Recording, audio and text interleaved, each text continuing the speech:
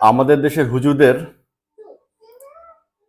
নারী নির্যাতন হলে ইসলাম জাগে না, নারী ধর্ষণ হলে ইসলাম জাগে না, দেশ ধ্বংস হলে ইসলাম জাগে না।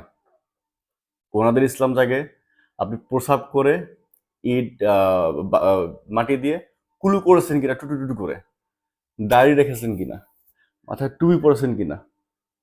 তো এই কাজগুলো না করলে ওনাদের ইসলাম জেগে ওঠে।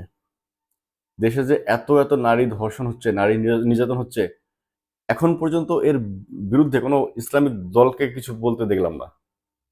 কেন রে ভাই? ইসলাম কি শুধু একটা লেবাস? দাড়ি রাখা, টুপি পরা, পাঞ্জাবি পরলে কি ইসলামিক মেন্টাল হয়ে গেল বা ইসলাম হয়ে গেল? দাড়ি 3 মাস না কাটলে তো এত বড় বড় দাড়ি হয়। টুপি একটা 200 দিয়ে কিনতেই পাওয়া যায়, পাঞ্জাবি একটা 1500 দিয়ে কিনতেই পাওয়া যায়।